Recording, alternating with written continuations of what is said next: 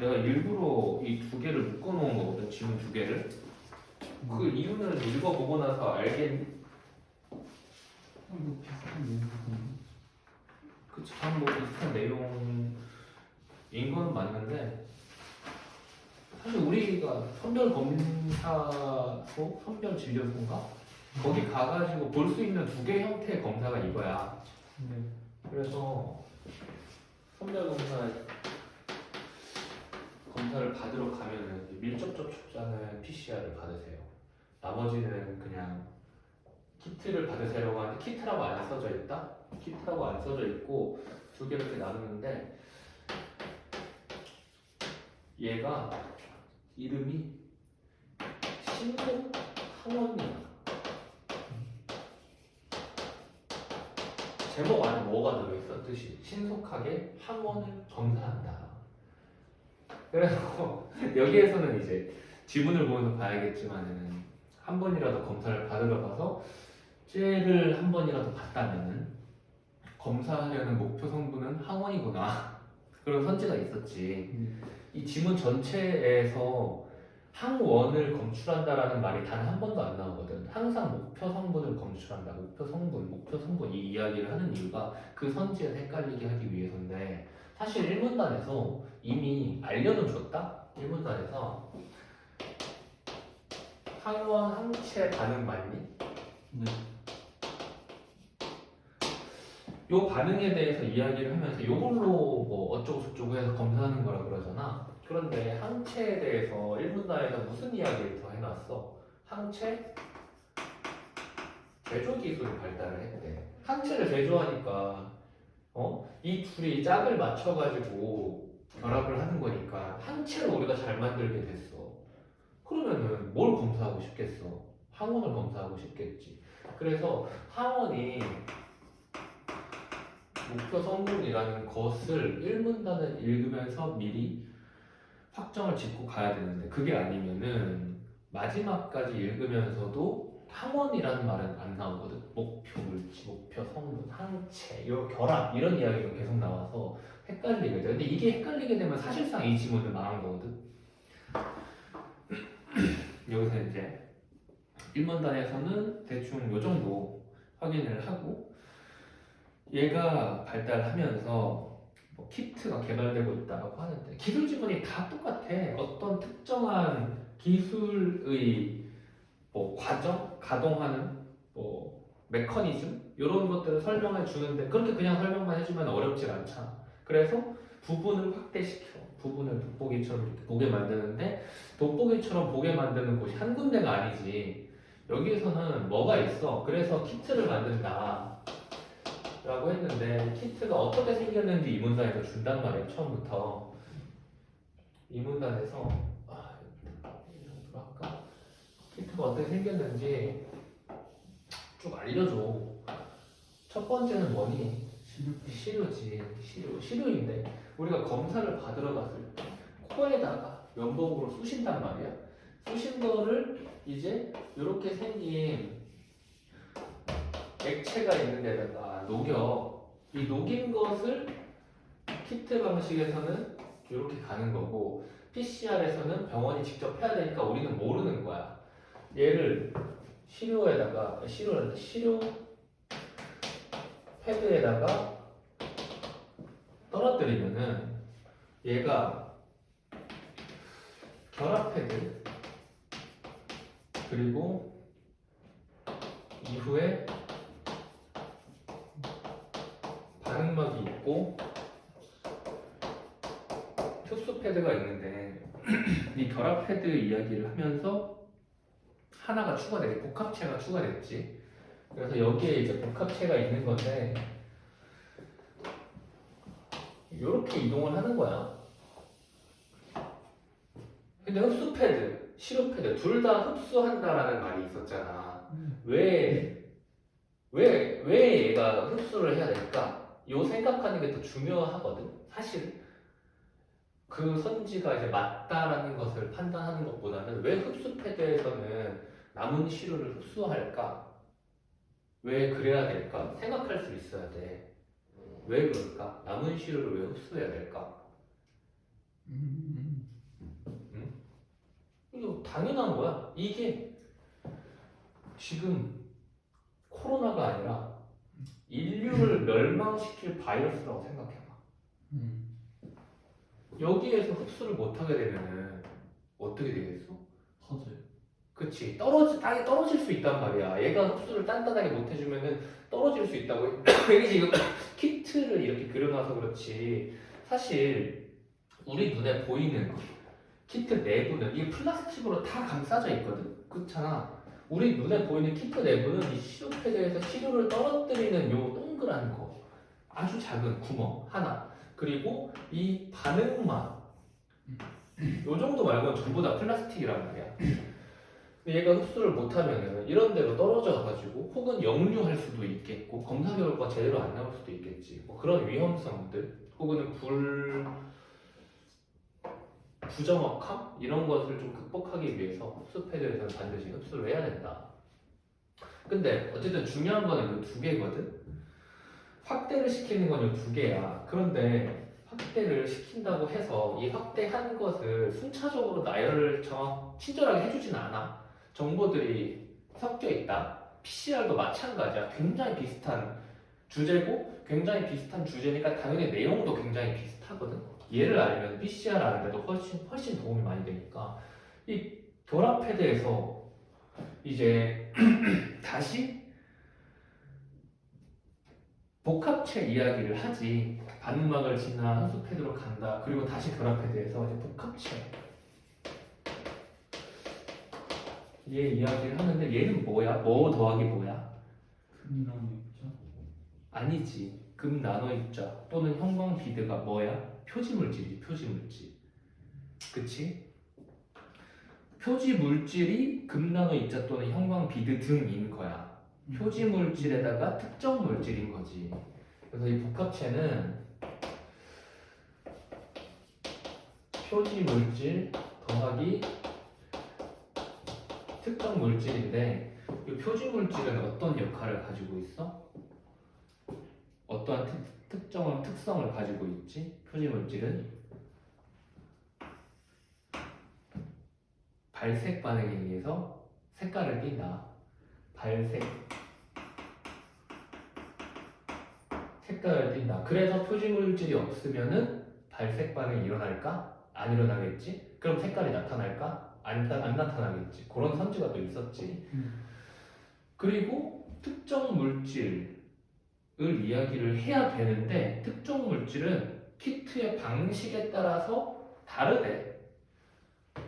그래서 사실 이 말을 가지고 우리가 판단할 수 있는 건 없고 여기서는 그냥 이렇게 하고 넘어가야 된단 말이야.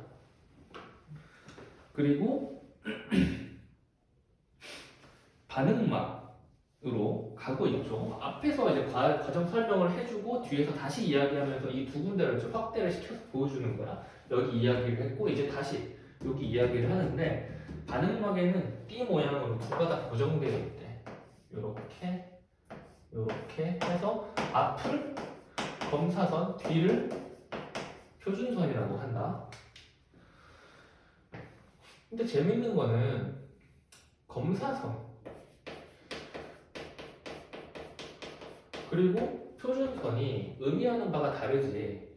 검사선은 뭐야? 검사선은 목표 성분의 유무인 거고 표준선은 제대로 진행이 되었습니다.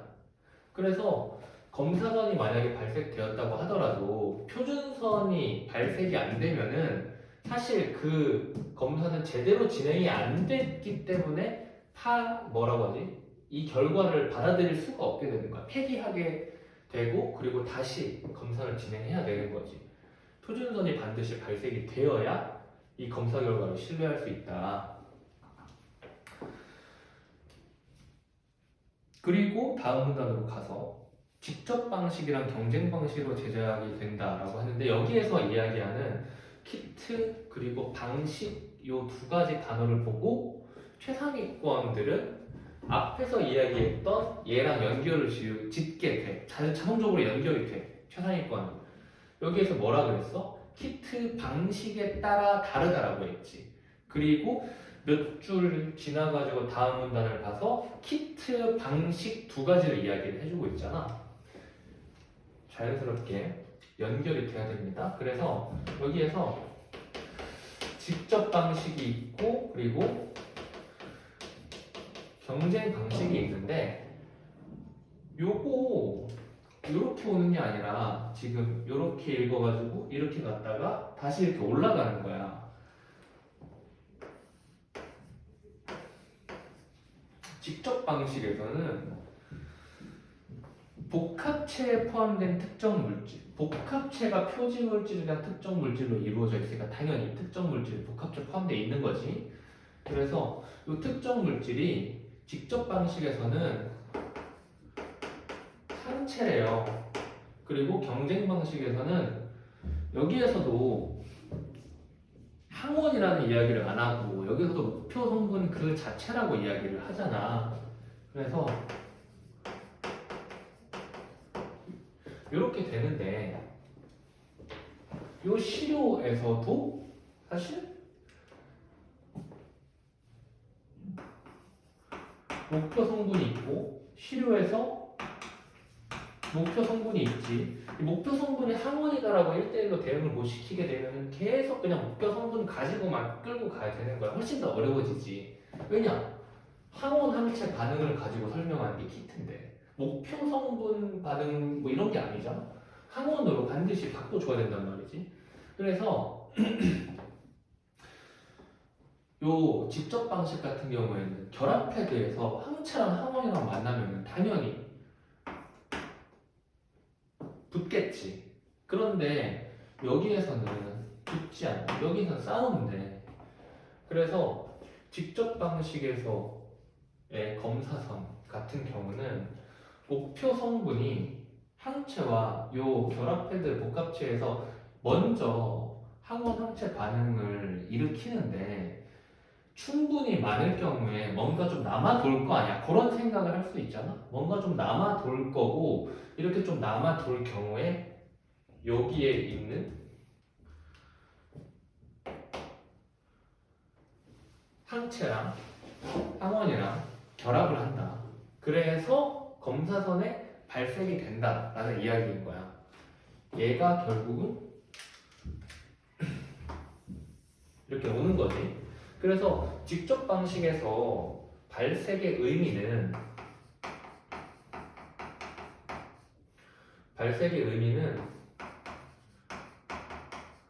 목표 성분이 충분히 존재합니다 라는 거고, 경쟁 방식은 이렇게 둘이 싸워가지고 끝까지 싸우면서 오니까 검사선의 항체랑 너가 붙을래 결정을 못해. 그래서 경쟁 방식에서는 얘가 충분히 많아서 얘랑 싸우게 된다면은 발색이 안 되는 것이 목표 성분이 존재하는 거다인 거지. 그래서 이렇게 왔다가 내려가고 이렇게 왔다가 다시 이렇게 가는 거야. 이런 걸 이용을 해가지고 좀 어렵게 만든 건데, 진양성이랑 위양성 그거는 문제는 맞았어? 채점해봤어? 아니요, 틀렸어요. 틀렸어?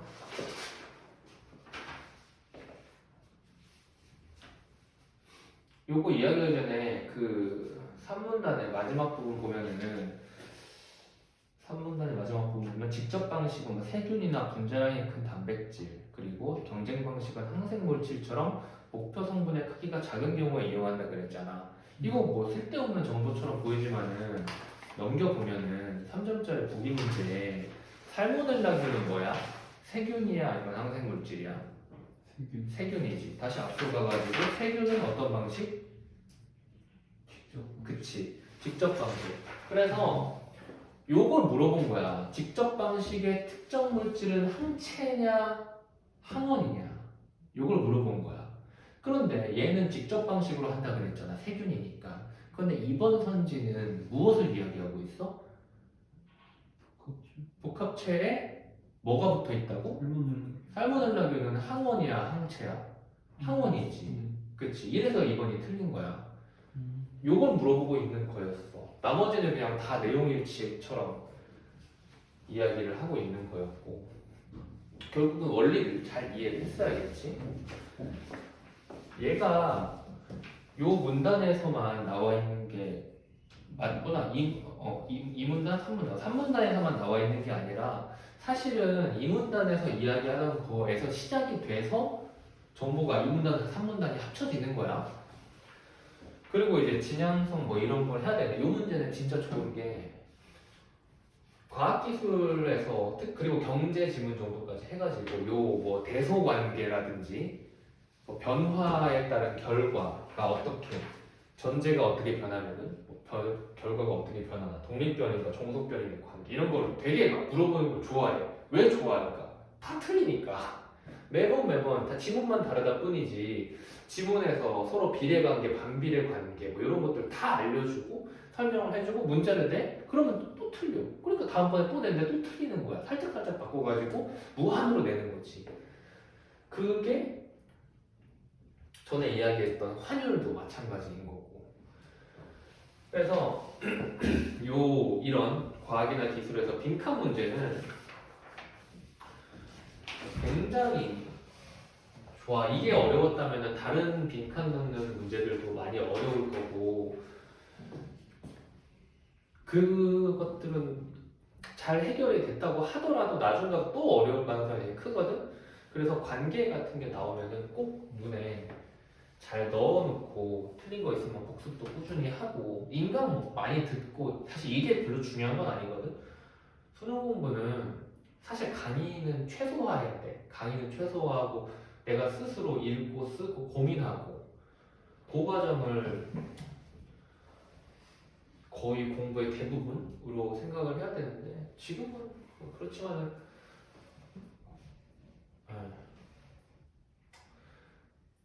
강의만 듣는다고 점수가 오르는 일 절대 없으니까 꼭 강의 듣는 시간보다 더 많은 시간을 자기주도 학습으로 써야 돼. 안 그러면 의미가 없다. 돈만 날리는 거야. 자 보자. 이 진양성, 지능성 이걸 설명할 때는 처음에 주체가 뭔지를 봐야 되거든. 주체가 처음에 키트였지. 키트가 목표 성분이 있다라고 판단을 하거나 없다라고 판단을 하는 거야. 키트가 있다라고 판단을 했을 때 우리는 이거를 양성이다라고 하고 없다라고 판단을 했을 때 음성이다라고 하기로 했어. 그런데 키트가 판단하는 거랑 실제는 다를 수가 있잖아. 그치? 실제로 키트가 양성이라고 판단을 했어도 실제로도 있을 수도 있고 얘가 잘못 판단을 했을 경우도 있겠지. 실제로 목표 성분이 없을 수도 있어. 그래서 얘를 네가 양성이라고 말을 했는데 내가 직접 확인해 보니까 거짓이 아니네, 참말이네 라고 해서 참 진짜를 써서 진양성이라고 하는 거고 얘는 양성이라고 했는데 알고 보니까 구라였구나, 거짓이었구나, 거짓 위자를 써서 위양성이라고 하는 거다. 양성이라고 판단했는데 진짜다, 거짓이다 이런 거야. 이렇게 생각 안 하면은 계속 헷갈릴 거야. 그리고 얘도 여전히 똑같이 음성이라고 판단했지만 있을 수도 있고 진짜로 없을 수도 있지. 그래서 여기 진짜는 어디 붙어야겠어? 그치, 여기 붙어야겠지. 음성이라고 했는데 직접 확인해 보니까 진짜로 음성이구나. 음성이라고 했는데 거짓이었구나. 이렇게 진양성과 진음성을 판단을 하는 건데 재밌는 거는 민감도랑 특이도는 얘 진양성, 진음성 뭐 이런 거 이야기할 때 어떤 순서가 있어? 키트가 양성이라고 음성이라고 판단했는데 실제로 보니까 어떻더라라고 판단을 했지. 키트 먼저 그리고 실제를 다음에 해서 실제를 이름에 앞에 붙인 거야. 근데 얘는 얘랑 반대야. 실제로 있었는데 키트가 제대로 판단을 했냐를 물어보는 거거든. 그렇기 때문에 민감도의 기준은 실제로 동그라미인 두 경우를 가지고 오는 거야. 이걸 이제 요걸로 이 네 가지로 나눠가지고 설명을 하니까 복잡해지는 거지. 실제로 있는 경우는 진양성, 위음성 두 가지인 거다. 실제로 목표 성분이 있는 경우, 키트의 이야기 이런 거 상관없이 실제로 있는 경우. 그래서 실제로 있을 때 키트가 제대로 찾았다면은 민감한 거. 실제로 있는데 키트가 못 찾았다라고 하면은 민감하지 않은 거. 쓸모없는 거지. 특이도는 실제로 없는데 키트가 진짜로 없다라고 했을 때 특이도가 높은 거. 실제로는 없는데 키트는 이걸 잘못 판단을 했다. 그럼 특이도가 낮은 거. 이렇게 봐야 돼요. 이렇게 봐서 검사 결과 민감도에는 이 두 개밖에 안 들어가는 거지. 진양성이랑 위음성밖에 안 들어가는 거야. 뭐가 적으면 민감도가 높을까? 키트를 검사했을 때 위음성이 적으면 자연스럽게 진양성이 높아지는 거잖아. 그치? 위음성이 적어지거나 진양성이 높을 때 민감도가 높은 거지. 그래서 여기에서 이제 답은 4번, 5번 중에 하나가 되는 거고, 그리고 특이도가 높아지는 경우는 뭐야? 특이도가 높아지는 경우 진음성이 높거나 혹은 위양성이 낮거나지. 그래서 진음성이 많을수록 특이도가 높다. 답은 4번이다. 이게 이제 RFI 키트 방식인데 재밌는 건 PCR에서도 진짜 비슷한 이 두 개가 3년 정도 차이가 나는 6월 모평이란 말이야. 이 두 개가. 그런데 굉장히 비슷한 모습을 보이고 재밌는 건 LFI의 키트는 코로나가 터지기 전에 나왔던 지문인데 PCR은 코로나가 터진 이후에 나온 거야. 아마 코로나가 터지지 않았다면 이 PCR이 안 나왔을 수도 있어. 이 평가원 지문은 혹은 학평 지문은 아무런 연관이 없는 것 같지만 사실 우리 삶하고 연관이 꽤 많이 지어져 있거든. 비트코인이 막 광풍 불었을 때 지문 중에 어떤 지문 나왔는 줄 알아? 비트코인에 쓰이는 암호화 지문이 나왔었어. 그래서 절대로 비트코인의 가장 큰 특징이 뭐야? 해킹을 못하는 거잖아. 역으로 해석을 못해서 역으로 파고들어서 해킹을 하는 건데 이걸 못하게 만드는 게 비트코인이 지금 이렇게 가치를 가지게 된 가장 근본적인 이유거든. 물론 이제 뭐 채굴량이 제한돼 있다 뭐 이런 이야기도 하겠지만은 암만 채굴해봤자 뭐해? 사람들 해킹하면은 다 나가린데 그렇게 일방향에서만 할 수 있고 저쪽에서는 해석 못하는 그런 암호화에 대한 지문도 나왔었고 생각보다 뭐? 안 했어? 다 듣고 있는데. 그래?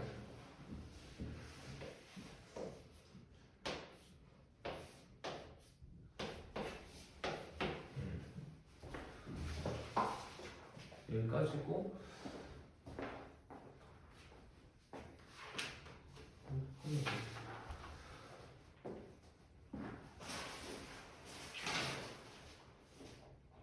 여기다가 핸드폰 넣고 핸드폰 어디 있냐고 찾고 있었네.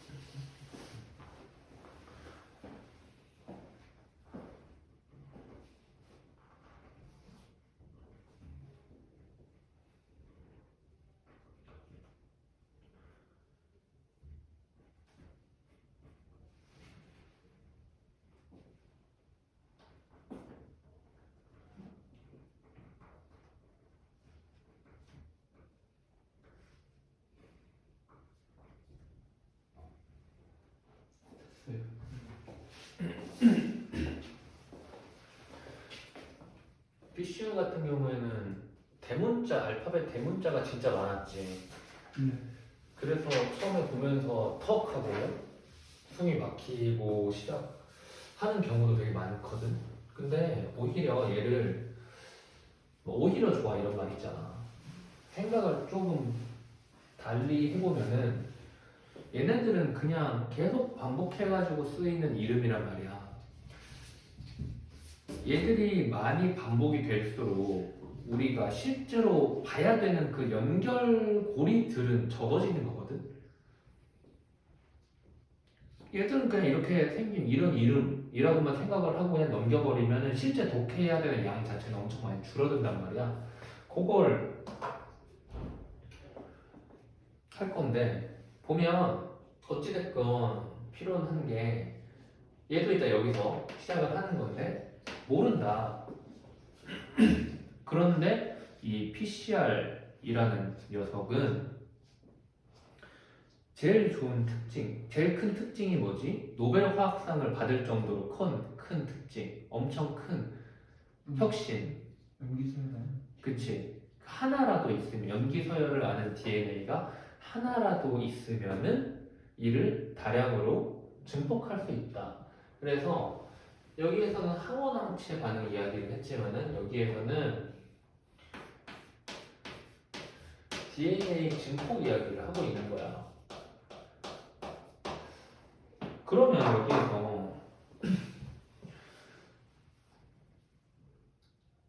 왜 밀접 접촉자는 PCR 검사를 하게 하고 왜 그렇지 않은 사람들은 대충 신속항원 검사하고 치우려고 하는지 이유를 알 수가 있어. 요 지금은 지워버렸지만은 여기에서 전제하고 있던 거는 뭐였어? 시료의 목표 성분이 충분하게 들어있다는 것을 전제하고 있었어. 그래야 검사가 되니까. 그런데 한 분자만 가지고 있는 게 과연 충분한 걸까? 안 충분한 걸 거야. 한 분자만 가지고 있는 게 어떻게 충분해? 당연히 여기에서는 안 나오겠지. 여기서 결과가 안 잡힐 거야. 그런데 얘는 그걸 증폭시켜가지고 결과가 잡힐 때까지 불릴 수가 있대. 그래서 걸릴 확률, 이미 걸려있을 확률이 높은 애들한테 PCR 검사를 하는 거야. 굳이 더 비싼데도 불구하고 걸렸을 확률이 굉장히 높으니까 PCR 검사 하겠습니다. 그때 또 지금 막 하루 확진자 5만 명 넘고 이런데 별로 의미가 없어졌지. 이제 곧 아마 마스크 벗을 때가 온 것 같기도 해. 진짜 마스크 마기꾼 이런 것도 그런 용어도 생기고 되게 재밌는 사회 현상이었지.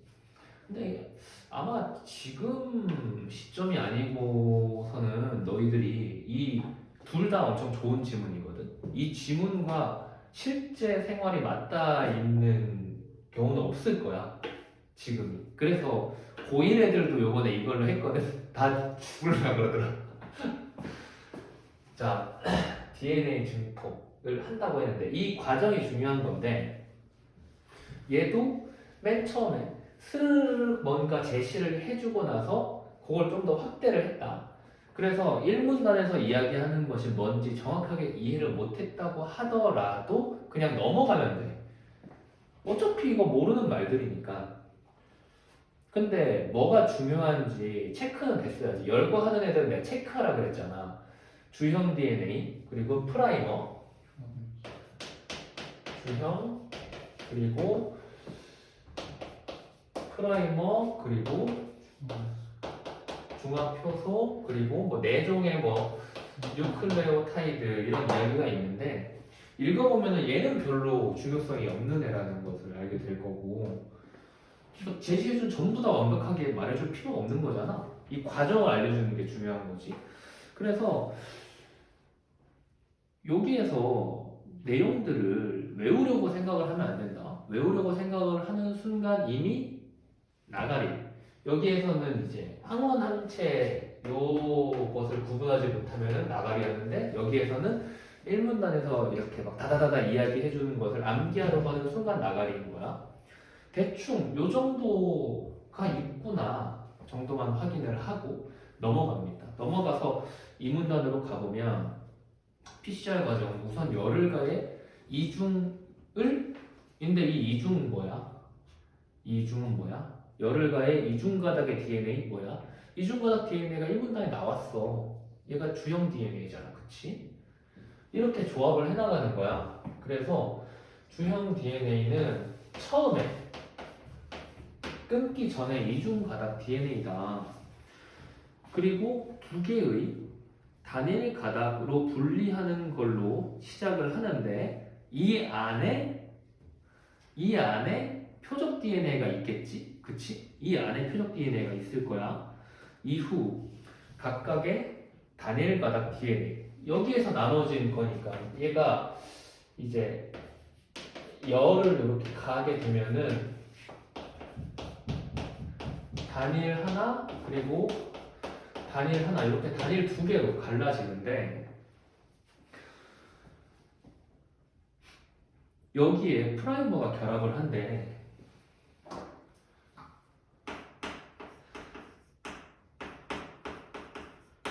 그럼 여기서 프라이머를 다시 위로 올라가봐. 프라이머는 어떤 녀석이었어? 프라이머는 표적 DNA 일부분과 동일한 염기 서열로 이루어진 짧은 단일 가닥 DNA라고 하는데 이제 그림으로 좀 표현을 해보면은 아마 이 그림은 반드시 틀린 그림일 테지만 이해를 위해서 그려보면은 이중 가닥이 DNA에 이렇게 꼬여 있지만은 이렇게 그릴게. 이런 가닥이 이중으로 있다고 생각을 해봐. 그리고 여기에서 내가 표적이 요거야. 요 표적이 얘야. 그래서 열을 가해가지고 두 개를 끊었어. 표적이 여기 있잖아, 그치? 표적이 여기 있고 프라이머가 표적의 뭐 앞뒤에 붙는데 그래서 프라이머가 이런 느낌으로 붙는데 재밌는 것은 프라이머의 정의에서 무슨 이야기가 있었냐면은 1문단에서 표적 DNA의 일부분과 동일하다 그랬으니까 사실 프라이머는 표적 DNA의 일부분이다. 그래서 처음에 이야기하는 주형 DNA는 표적 DNA를 포함하고 있고 그리고 이 표적 DNA는 프라이머를 포함을 하고 있는 관계가 되는 거야. 그래서 주형 DNA가 프라이머를 포함하고 있다는 선지를 낼 수가 있는 거야. 그래서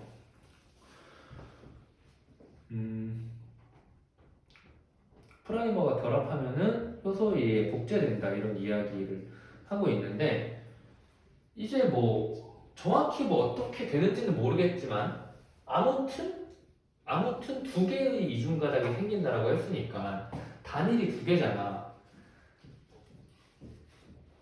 뭐 지금부터는 반드시 틀렸을 텐데 그냥 단순하게 복제를 한다고 해보자.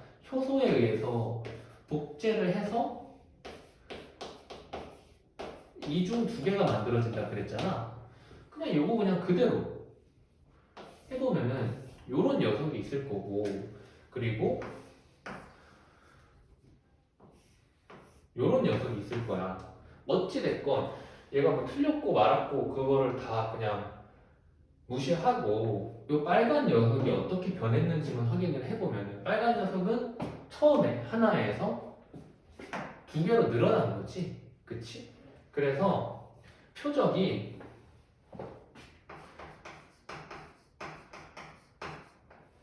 여기에선 하나였는데 여기에선 두 개가 되었다. 그래서 얘를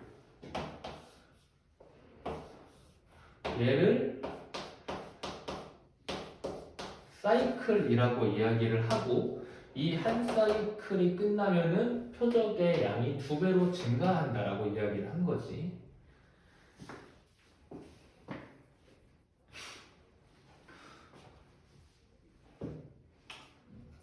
사실 여기까지가 이제 이 지문의 전부인데 요 과정을 이해를 했다면은 이제 이중 실시간 PCR 이야기를 하고 있잖아. 실시간 PCR 이야기를 하고 있는데 얘는 이제 되게 쉬워져.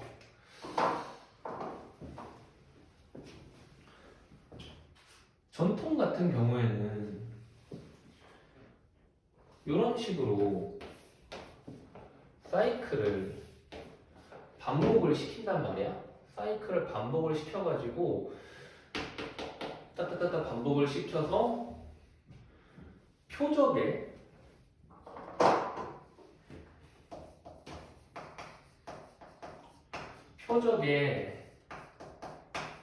양을 특정한 수준까지 증폭을 시켜.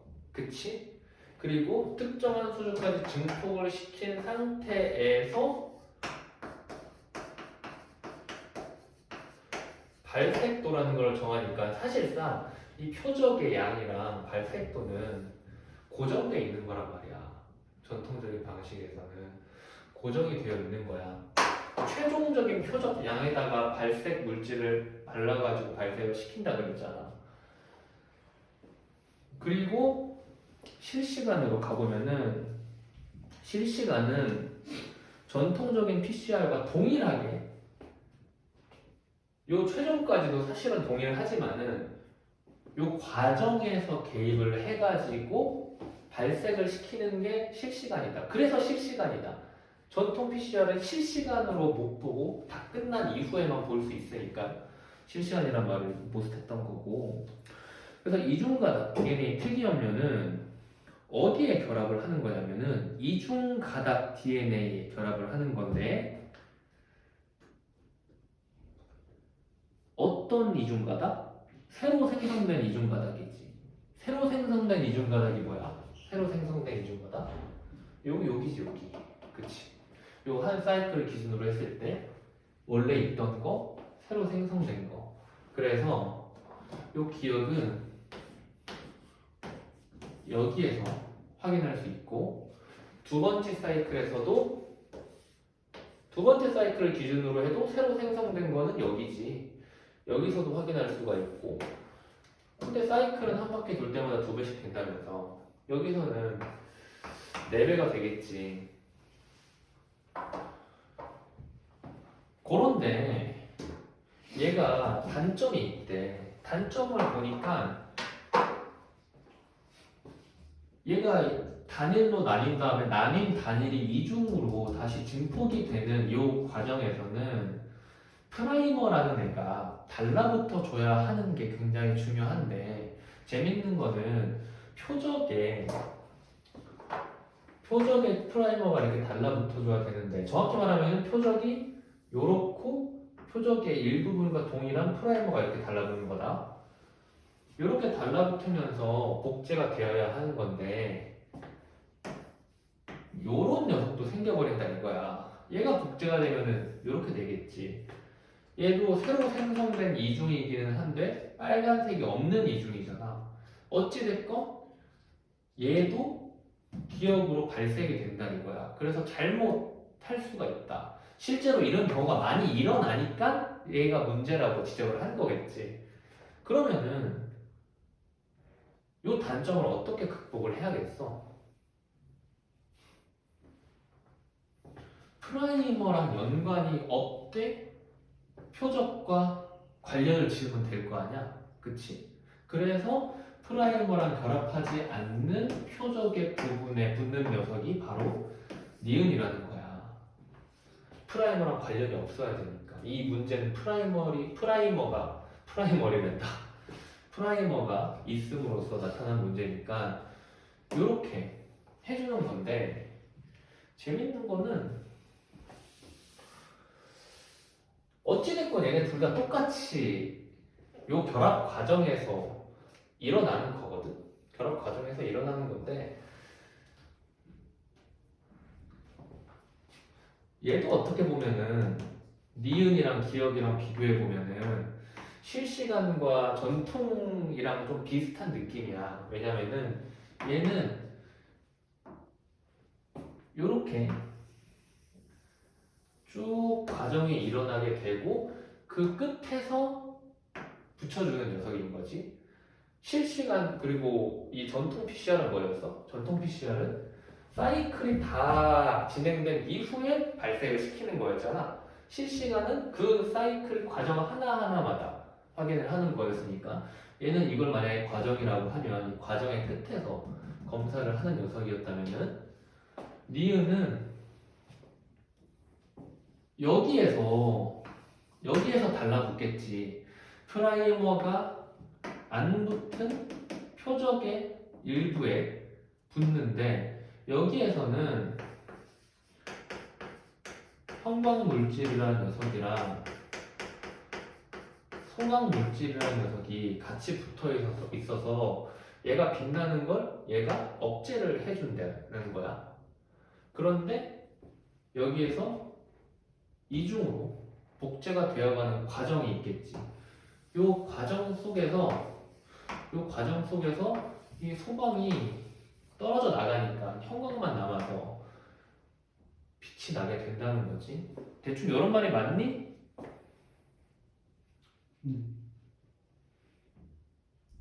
얘는 과정 중에라고 했지. 다 형성된 이후에가 아니라. 근데 어찌됐건 얘가 어느 시점부터 불이 붙는지는 모르겠지만은 어쨌든 니은 역시도 이 시점에는 확실하게 형광을 발색을 하고 있다는 거야. 근데 얘는 좀 더 앞선 시점에 발색을 할 수도 있었겠지. 근데 그건 뭐 모르는 거니까. 어찌됐건 이 시점. 그래서 얘들은 사이클이 하나 반복될 때마다 계속 확인을 할 수가 있는 거고, 기억은 프라이머 가지고 문제가 생기니까 니은으로 이 문제를 극복을 했다. 당연히